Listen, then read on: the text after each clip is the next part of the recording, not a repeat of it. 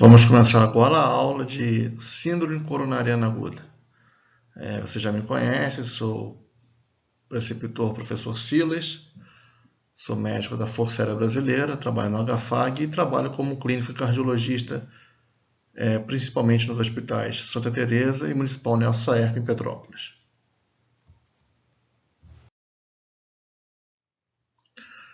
Qual é o objetivo da aula? Conhecer a síndrome coronariana aguda e suas variações de denominações atuais.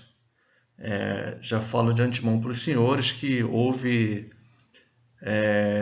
desde 2018, algumas alterações, algumas denominações. E reconhecer, por meio da anamnese e exame físico, o paciente com suspeita de doença coronariana aguda e propor o tratamento correto. Para isso, nós vamos passar por esse roteiro, dar uma passada na epidemiologia, fisiopatologia, a quarta definição de infarto do miocárdio e a abordagem desses pacientes, como deve ser feito. Vamos começar pela epidemiologia. Isso é importante. Peguei alguns dados, tentei pegar os mais recentes possíveis.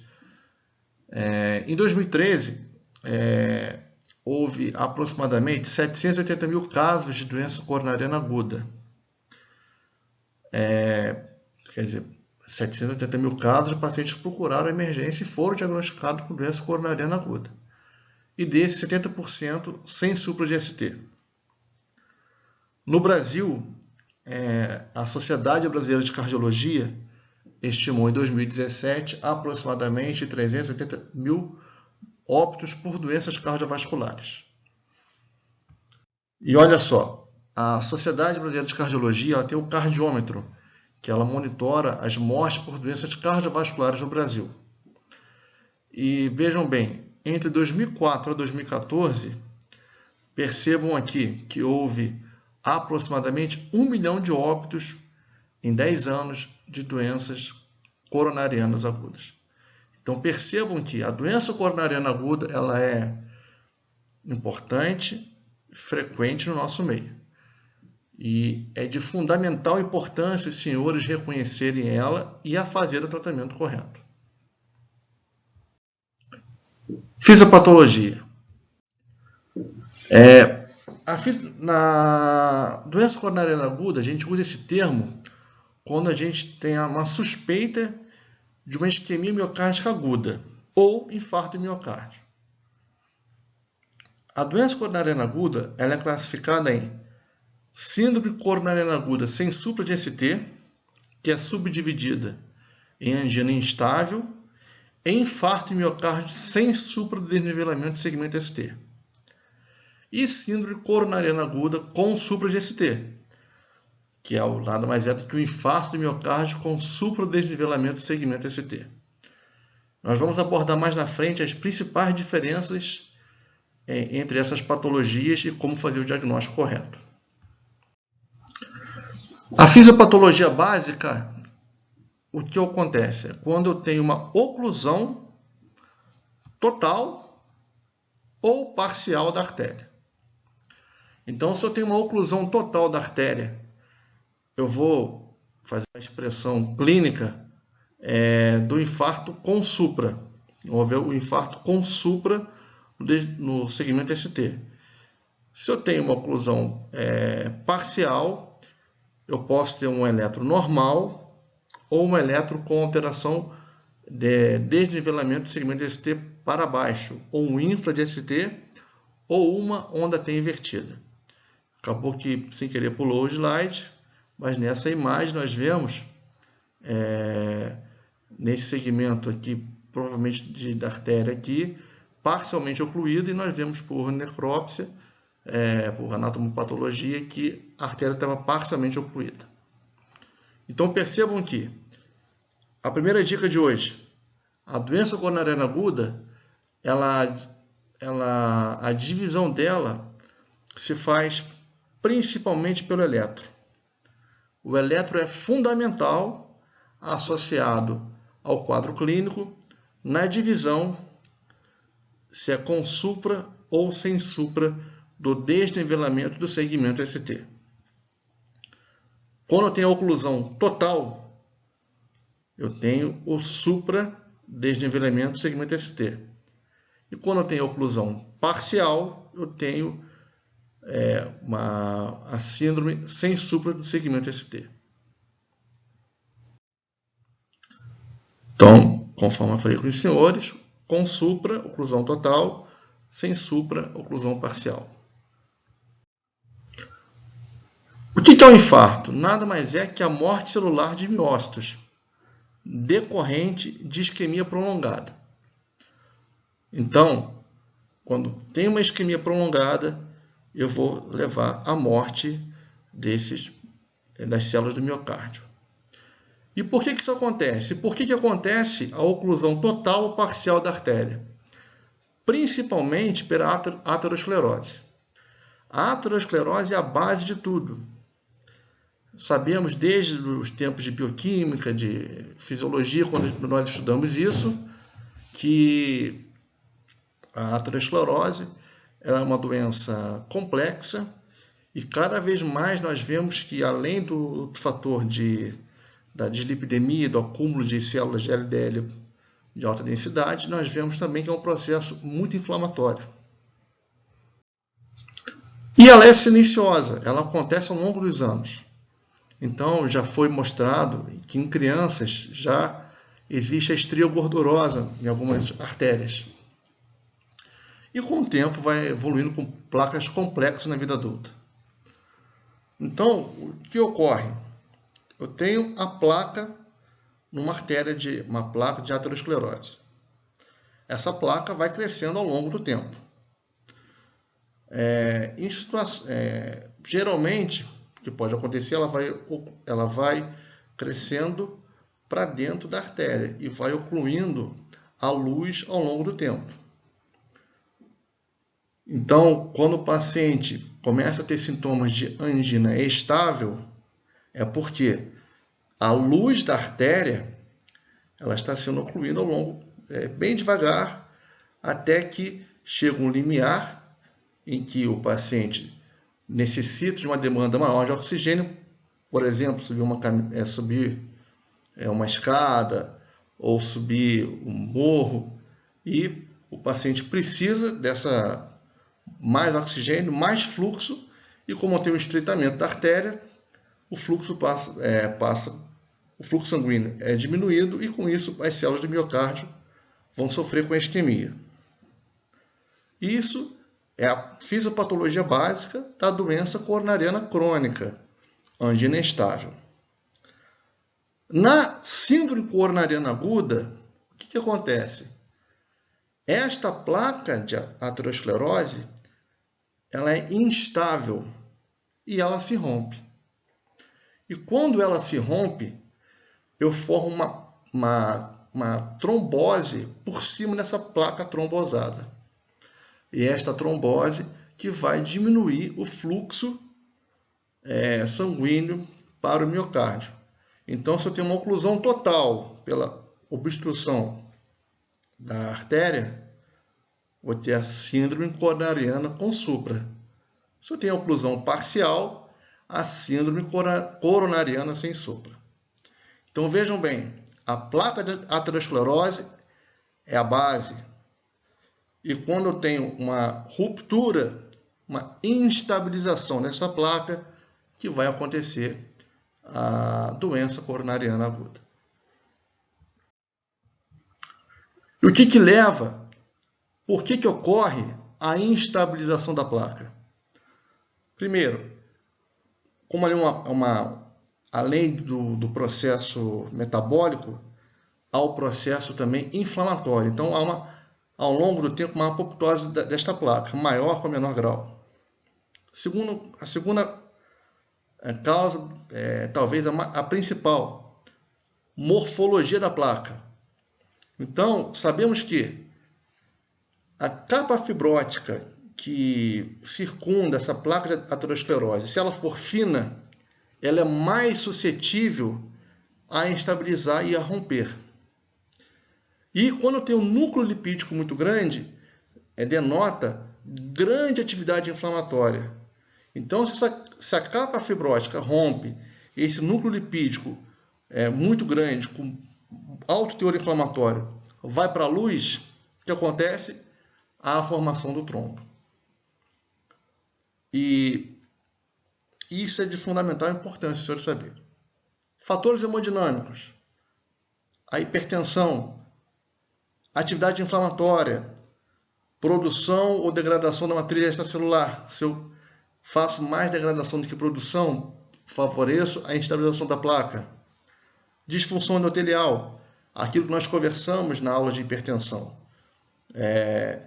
Se o meu endotélio é um endotélio frágil, favorece muito mais ainda a instabilização da placa. E olha que interessante, somente 15% dos pacientes que acontece a doença coronariana aguda, o paciente tinha sinais ou sintomas de isquemia prévia. Então, a grande maioria dos casos, o paciente acontece a doença coronariana aguda, acontece o infarto e o paciente não sentia nada antes. Então, vejo como a fisiopatologia é diferente. Então, guardem a morfologia da placa, a apoptose da placa, fatores hemodinâmicos, a atividade inflamatória e a disfunção endotelial associada ao estresse oxidativo favorece a instabilização desta placa, a placa romper e, com isso, acontecer o trombo sobre a placa e, com isso, com consequência, diminuição do fluxo sanguíneo, isquemia, infarto.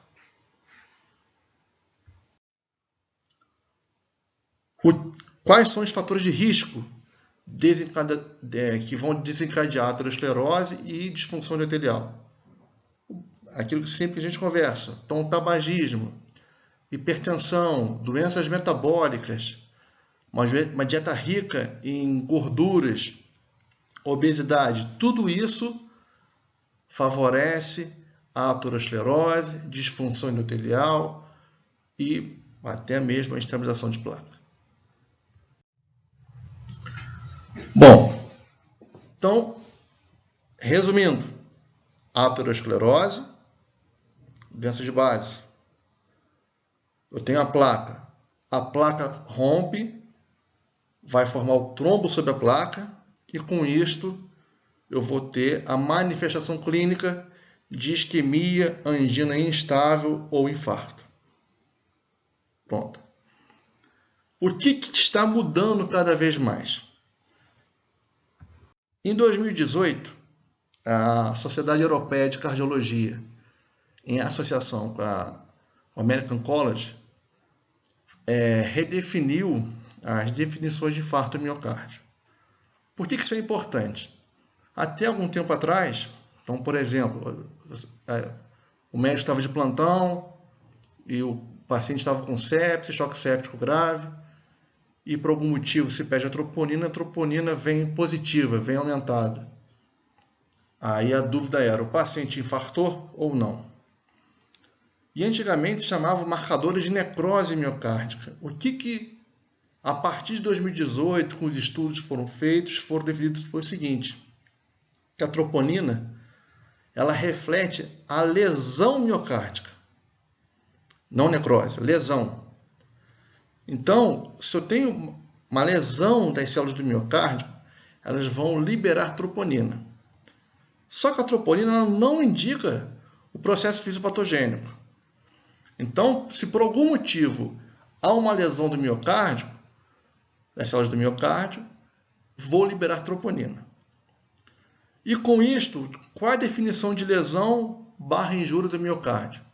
É definido como elevação acima do percentil 99 do limite superior da normalidade da troponina. O que isso quer dizer? Se eu estou diante de um paciente em que a troponina ela é positiva, acima do percentil 99, eu já tenho lesão miocárdica. Falta eu saber se o paciente, saber o motivo dessa lesão e se o paciente teve infarto miocárdio. Com isso, a partir de 2018, já houveram outras definições. Desde 2018, qual é a definição universal de infarto? a lesão miocárdica com a exceção em queda de troponina, mais evidência clínica de isquemia. Então preste atenção, só a elevação de troponina não quer dizer que o paciente infartou. Quer dizer que o paciente teve uma lesão de miocárdio, por algum motivo. Porém, se eu tenho a exceção em queda de troponina com evidência clínica de isquemia, eu posso dizer que o paciente infartou. O que é evidência clínica de isquemia? Se eu tenho sintomas isquêmicos típicos, ou alterações eletrocardiográficas típicas, ou exame de imagem demonstrando nova perda de miocárdio, por exemplo, na ressonância cardíaca eu mostro que uma área ficou acinética, não contrai mais, ou se eu faço um cateterismo cardíaco e eu mostro a trombose coronariana. Então, a definição de infarto é lesão miocárdica com exceção em queda de troponina mais evidência clínica de isquemia. E, por exemplo, o paciente tem evidência clínica de isquemia, tem a exceção em queda de troponina, o paciente faz o cateterismo e não mostra nenhuma lesão. Nesses casos, existe uma sigla chamada MINOCA, em inglês, que significa infarto miocárdico sem lesão obstrutiva. O paciente infartou por algum motivo, mas não foi pela fisiopatologia básica de instabilização de placa com consequente trombo sobre ela. Então, existe sim os pacientes que fazem infarto miocárdico, a exceção que há de troponina, com sinais típicos de isquemia, nós falamos lá na frente, mas o paciente o CAT vem normal. Nesses casos, é um infarto miocárdico sem lesão obstrutiva.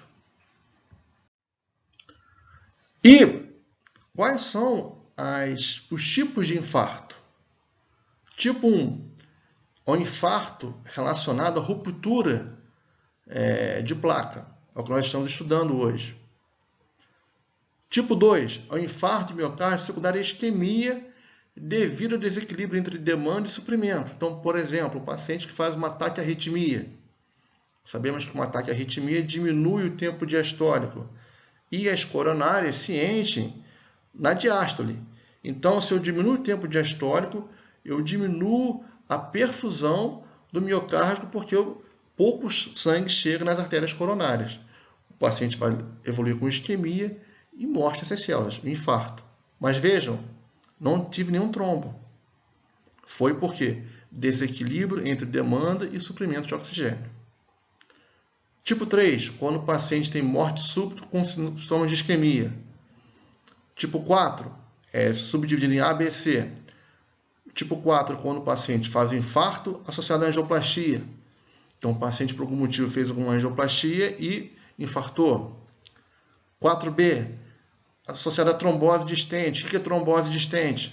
Então, aquele paciente coloca um stent coronariano e em menos de 24 horas o paciente evolui com infarto, porque é um trombo sobre o stent. 4C, infarto de miocárdio associado à reestenose. O que é reestenose? É quando o paciente coloca o stent numa artéria coronária e, por motivo de proliferação intimal, esse stent há uma proliferação sobre esse stent, diminuindo a luz de miocárdio. Então percebam, a trombose é aguda em 24 horas. A reestenose é até 30 dias relacionada ao stent. E tipo 5 é o paciente que faz o infarto miocárdico pós-cirurgia cardíaca. O que é importante para a gente na aula de hoje? A gente vai estudar basicamente o infarto tipo 1, que é a doença coronariana aguda secundária à ruptura de placa. Ok? Então vamos lá. Um exemplo de como abordar e interpretar infarto miocárdico e lesão miocárdica. Então, peguei um paciente, hipoteticamente, os senhores estão de plantão e recebem um paciente que já vem com a troponina tocada. Então, a troponina aumentou? Opa! Então, eu já sei que tem evidência de lesão miocárdica. ela aumentou com isquemia. Por exemplo, o paciente chegou com dor torácica típica, então eu estou diante de um infarto, porque o paciente teve lesão de miocárdio, com elevação de troponina e sinais de isquemia.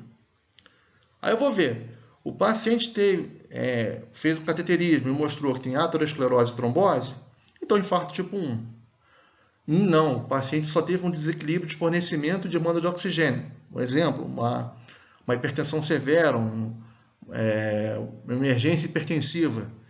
Eu não tive nenhuma, eu fiz o cateterismo, não demonstrou lesão em alguma artéria que levasse a diminuição do suprimento para o miocárdio. Então, infarto tipo 2. Então, infarto relembrando, troponina tocada, subiu, depois normaliza com o tempo, mais sinais de isquemia, que são sinais clínicos, eletrocardiográficos, por imagem demonstrando a isquemia e perda de parede ou pela morte. Outro caso, troponina subiu, não tem evidência de isquemia nenhuma aguda, então só tive uma lesão aguda do miocárdio. Que doenças podem causar lesão aguda do miocárdio? Por exemplo, uma miocardite. A miocardite aguda. Então agora nós estamos na pandemia do Covid-19. Em alguns casos, o Covid-19, por lesão direta do vírus, por lesão de anticorpos, pode fazer lesão no miocárdio, levando a miocardite. Sendo que tem nada com artéria, nada com diminuição de demanda e suprimento de oxigênio. Bom, então já vimos que a doença coronariana aguda ela é uma causa frequente no nosso dia a dia. Quem trabalha em pronto-socorro tem que ficar atento com relação a isso, até mesmo no ambulatório, às vezes não é infrequente o paciente chegar na consulta no ambulatório com quadro agudo. Vimos que a fisiopatologia principal do infarto tipo 1 é ruptura ou erosão de placa. E vimos a definição de infarto. E agora, como que eu vou abordar? A abordagem da aula de hoje é do infarto tipo 1, doença coronariana aguda.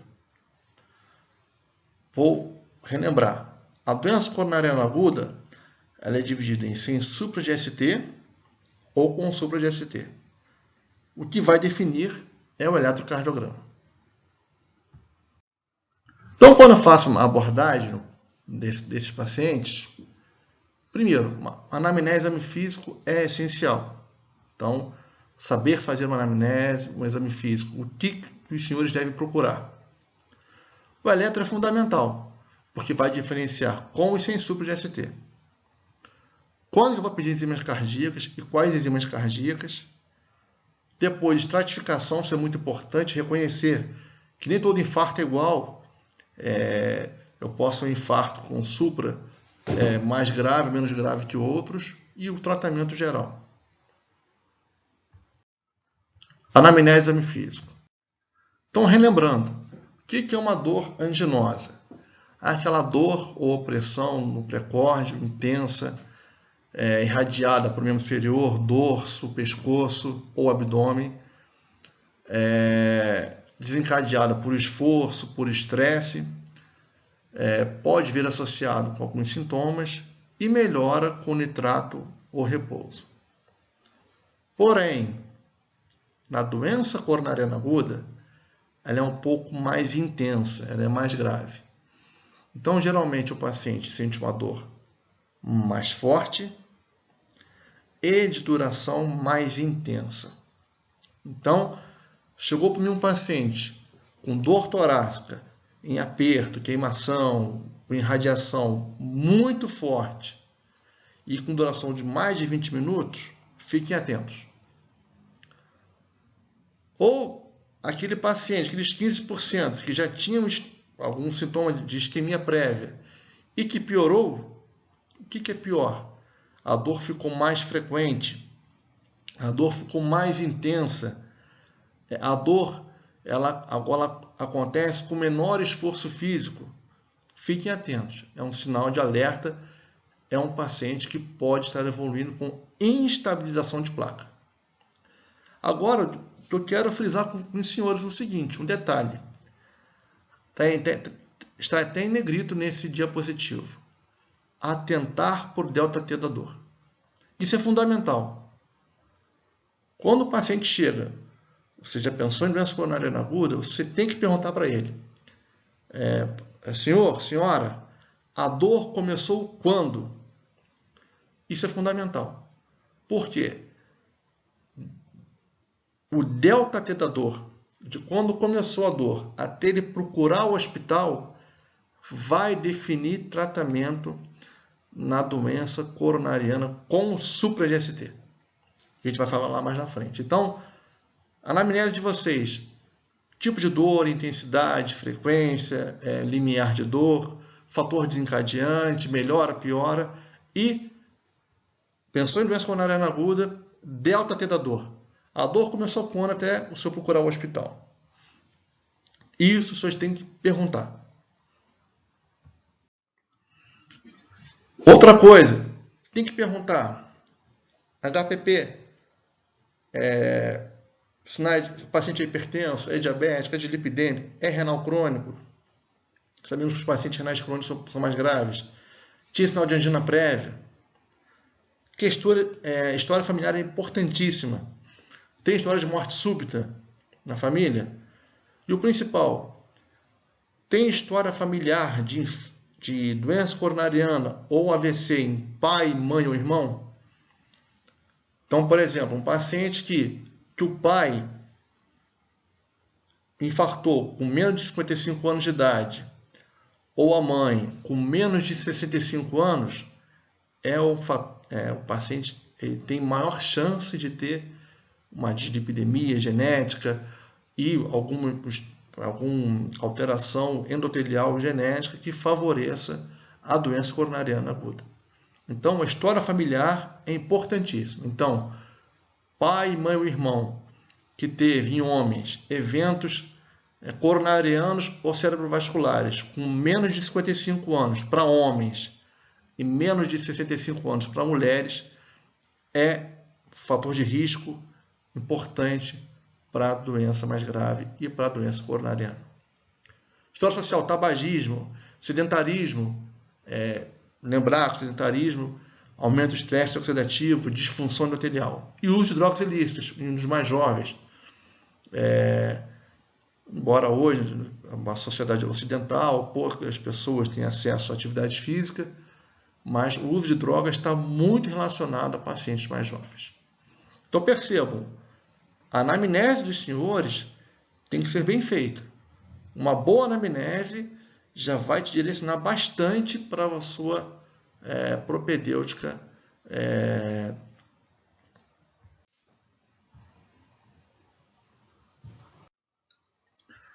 Fatores de risco para DAC. De novo, hipertensão, diabetes, dislipidemia, história familiar positiva, pai, mãe ou irmão, homens com menos de 55 anos e mulheres com menos de 65 anos. E tabagismo são fatores prognósticos importantes, maior risco de evento de doença coronariana.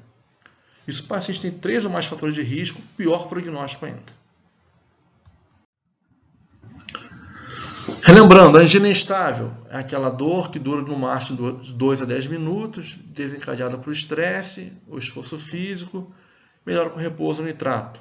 A angina instável, ela é mais intensa e prolongada, a dor fica mais frequente, com menor esforço, estresse ou repouso. Então, fiquem atentos. Estou no meu consultório, no meu ambulatório, e o paciente ele refere que está ficando com uma dor mais intensa, com menor esforço, os senhores podem estar diante de uma instabilização de placa. Fiquem atentos.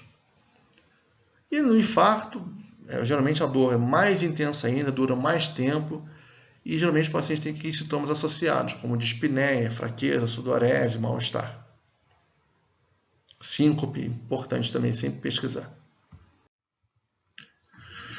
E muito cuidado com o chamado equivalente anginoso. O que é o equivalente anginoso?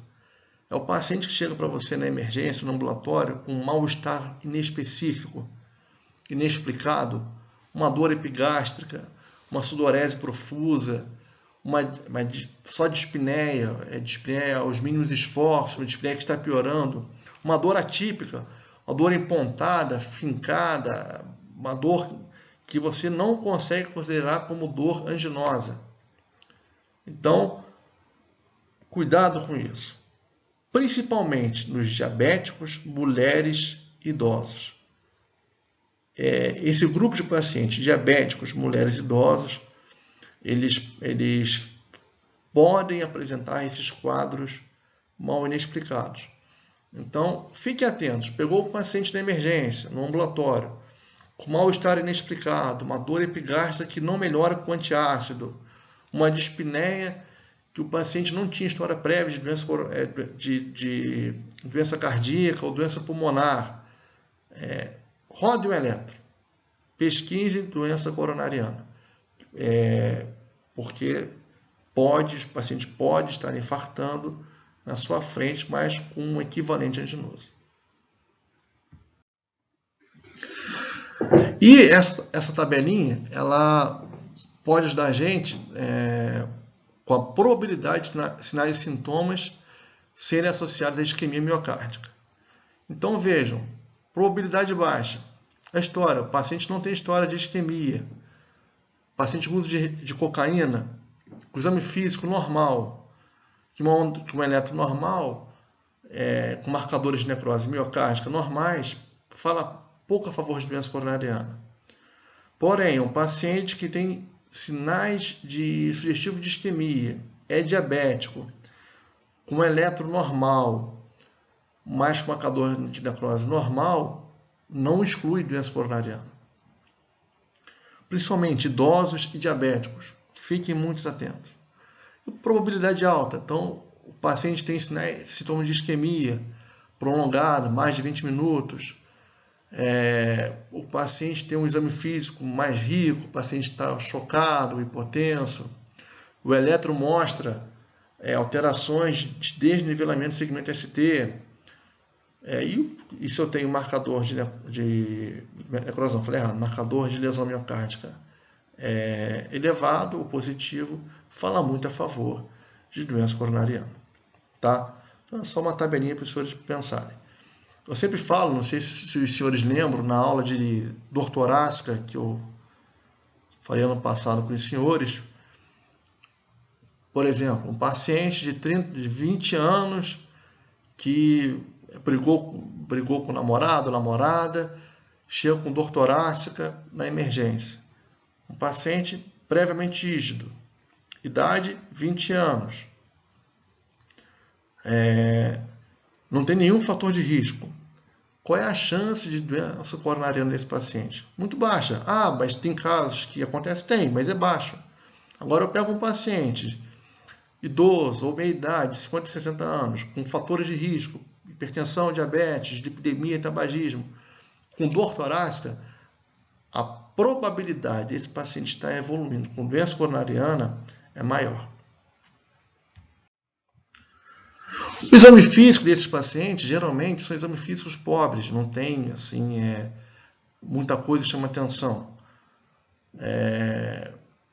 Na grande maioria das vezes, o paciente vai chegar ansioso, com faces de dor, um pouco sudoreico, tende a ficar um pouco taquicárdico, mas geralmente com pressão normal, escuta pulmonar normal. Qual é o grande problema? São os casos mais graves. Aí sim eu vou ter um exame físico mais rico. Então chega um paciente com taquicardia, frequência cardíaca acima de 100, taquipneia, hipotenso, pressão sistólica abaixo de 90, sudorese difusa, pulsos finos, ausculta cardíaca já com B3, ausculta pulmonar, já com crepitação sugestiva de edema agudo de pulmão, são pacientes mais graves. Então, peguei um paciente com sinais e sintomas de choque, associado a desconforto respiratório, ou pior, um paciente que já chega para você já com um sopro em foco mitral, como exemplo, muito exuberante, o paciente não tinha história prévia, muitas vezes você pode estar diante de um paciente que está evoluindo com uma complicação de infarto, como uma ruptura de ventrículo esquerdo, de parede livre, ou uma ruptura de cordoalho. São casos não tão frequentes, mas podem acontecer. Então, o exame físico ele vai nos ajudar quando ele está alterado. Se ele está alterado, você está diante de um paciente mais grave. Exame físico normal não exclui nada. Exame físico normal significa que você deva continuar procurando o diagnóstico correto para evitar de chegar no choque. Eletrocardiograma. Eletrocardiograma é um tema muito grande. Então eu vou focar com umas coisinhas aqui que eu acho que é importante para vocês, mas é impossível não falar nada de eletro, mas falar tudo de eletro nesta aula. Então, relembrando, o eletro, nós temos aqui a onda P, contração atrial, segmento QRS, contração ventricular, e segmento ST com onda T significa repolarização ventricular. Qual é o foco de hoje? Isto aqui. Se eu tenho isso tudo aqui sobe, segmento ST com onda T sobe, eu estou diante de um supradesnivelamento do segmento ST. Se isso tudo aqui desce, eu estou diante de um infradesnivelamento do segmento ST. Se só a onda T ela diminui, ela fica negativa, também estou diante de onda T invertida, geralmente sinal de isquemia epicárdica. Então, notem que chegou um paciente, anamnese, exame físico, primordiais, já na busca de fator de risco, de dor torácica, sempre pense em equivalente anginoso. Poxa, pensei que o paciente pode ter doença coronariana aguda. O que eu tenho que fazer depois? Em 10 minutos, com eletrocardiograma. Então, é preconizado pelas diretrizes nacionais e internacionais, o paciente que chega com suspeita de doença coronariana aguda, uma boa anamnese e exame físico, e em 10 minutos, eletrocardiograma.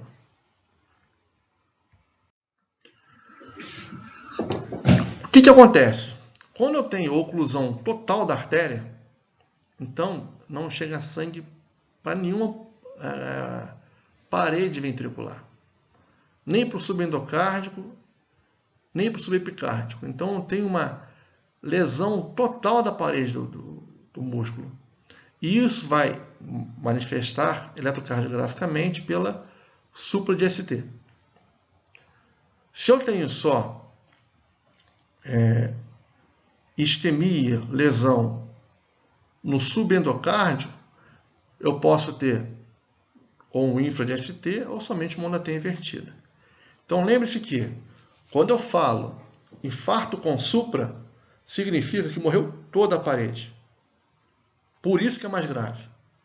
Por isso que eu tenho que tentar abrir esta artéria, porque senão este músculo vai morrer. E existe uma máxima em cardiologia. Tempo é músculo. Se você demora a abrir esta artéria, o músculo cardíaco vai morrendo e com isso as consequências vão vir de insuficiência cardíaca, de arritmias ventriculares, de morbidade cardiovascular.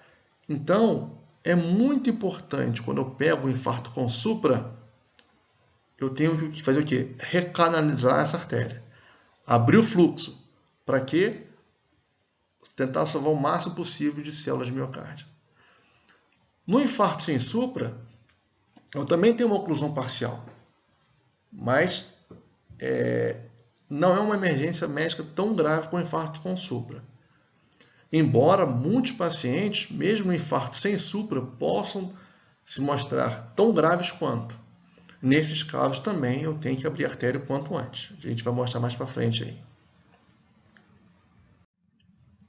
Então, anamnese, exame físico. Segunda coisa, o eletro. O eletro é fundamental, porque o eletro vai dividir a síndrome coronariana. Se eu tiver um supra de segmento ST ou um bloqueio de ramo esquerdo novo ou supostamente novo, eu estou diante de um infarto com supra. Se eu não tenho supra ou BRE novo, supostamente novo, eu estou diante de um infarto sem supra ou angina instável. Então aqui vamos mostrar alguns exemplos de eletro. O que este eletro mostra? Primeiro de tudo, nós percebemos que este eletro não está normal. Por que não está normal? Quando eu vejo em D2, eu vejo aqui a onda P e o segmento PR. Tá bonitinho aqui.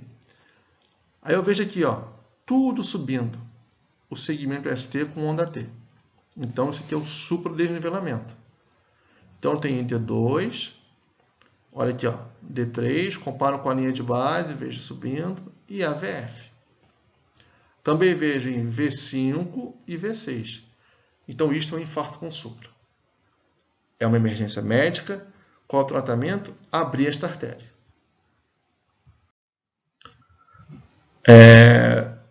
Volto a falar isso, a gente provavelmente vai ser explicado em outras aulas de eletrocardiograma, mas no infarto com supra eu posso ver qual área está sendo lesada e pode evoluir com morte.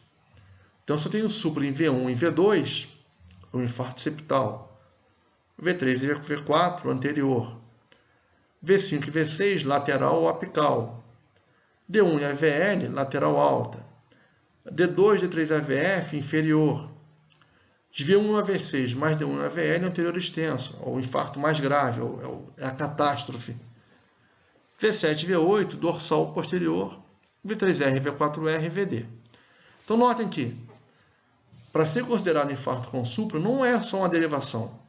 Tem que ser, no mínimo, duas derivações contíguas. O que é isso? Duas derivações que correspondem a alguma área do miocárdio. Então, tem que ser V1 com V2, V3 com V4, V5 com V6 e assim por diante. E vejam que AVR por si só não significa nada. Lógico, na cardiologia a gente vê, quando tem supra de AVR, a gente sempre fica atento com outras coisas, mas para infarto, eu tenho que ter infarto com supra, síndrome coronariana com supra, eu tenho que ter um supra de 1 milímetro em duas derivações contíguas. Então, o que os senhores devem fazer? Primeiro passo, definir o segmento PR. Definir o ponto J. E tracejar uma linha imaginária entre o final do segmento PR até o ponto J. Aí vocês vão ver, o ponto J está aqui, subiu tudo. Opa, então posso estar diante de um supradesnivelamento. Desceu do ponto J, um infradesnivelamento. Então, olha só, essa imagem do livro do Cardio Papers. Então, veja aqui, segmento PR aqui. Na teoria, tem que estar tudo aqui assim, na mesma linha de base. Faço o tracejado. E o ponto J. O ponto J é onde começa a onda S se junta para formar o segmento ST. Então, os senhores veem que o ponto J está muito elevado. Então, se eu for calcular, tracejei o final do segmento PR. Até o supra, eu tenho 6 quadradinhos. Então, é um infarto com supra de 6 milímetros. É muita informação, sei disso, mas com o tempo, com os estudos, vocês vão pegando essas informações e a gente vai discutindo mais isso ao longo do curso. Então, olha esse eletro aqui. O que está errado? Percebam que V1, V2, V3, V4, V5, V6, eu vejo aqui segmento PR, onda P, segmento PR. Tem que estar tudo aqui bonitinho. Está tudo elevado. V2, V3, V4, V5, V6. Então, é um infarto com supra anteroseptal lateral. Um infarto grave. E no infarto sem supra, como é que eu posso ver isso? Eu vejo aqui assim, segmento PR, eu vejo que está está infradesnivelado, mais de 1 milímetro para baixo, aqui, ó, veja. V2, V3, V4, está vendo aqui, é bem nítido, V5. Essa figura também eu peguei do livro do Cardio Papers. Tem aqui também, ó, D1 e AVR. Então, paciente chega para os senhores com sintoma isquêmico, como este eletro, não é infarto com supra. Então, não é uma oclusão total da artéria, mas pode ser uma angina instável ou infarto sem supra por oclusão parcial da artéria. E as enzimas cardíacas? Quando que eu peço? Então, preste atenção. Isso é fundamental. No infarto com supra, o paciente teve o quadro clínico sugestivo. Rodei o eletro mostrou o supradesnivelamento, eu não preciso rodar de imediato enzimas cardíacas. Por quê? O eletro já mostrou que tem uma oclusão total da artéria. Essa oclusão total da artéria não está chegando oxigênio, fluxo sanguíneo, para toda a parede livre, subendocárdico e subepicárdico. Então, esse paciente, se eu não abrir a artéria, vai lesar miocárdio. A isquemia vai se perpetuar, vai ter a lesão e depois vai ter a morte. Neste caso, no supra com ST, na abordagem inicial, eu não preciso de enzima cardíaca. Isso é fundamental. Quando que eu vou pedir enzima cardíaca? Quando eu estou diante de um paciente com sinal isquêmico, doença isquêmica, sinais clínicos de isquemia, e o eletro não mostrou supra de ST. Ele mostrou um infra, ou mostrou uma onda T invertida, ou mostrou um eletro normal. Poxa, mas cara, o paciente está com um quadro clínico de piorou a dor está intensa, com sudorese, muito típico de doença coronariana aguda. E o eletro não mostrou supra, a enzima cardíaca vai servir para quê? Para diferenciar a angina instável do infarto sem supra. A angina instável houve uma ruptura de placa, uma oclusão parcial, mas esta oclusão parcial não foi suficiente para a isquemia lesar o miócito. No infarto sem supra, sim. Então, foi uma isquemia mais intensa, suficiente para causar lesões do miócito. Então, percebam que a síndrome coronariana aguda sem supra é dividida em angina instável e infarto sem supra. E o que difere as duas? As enzimas cardíacas. Se as enzimas cardíacas vierem positivas, estou diante de um infarto sem supra. E, lógico, no infarto com supra, também vai vir positiva. Só que eu não preciso, neste momento, quando eu vejo supra de ST, rodar a enzima cardíaca para fazer o tratamento.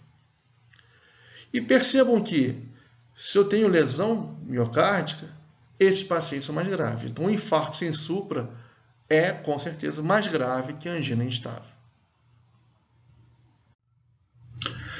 Então, quais são as principais enzimas cardíacas que nós usamos no nosso dia a dia?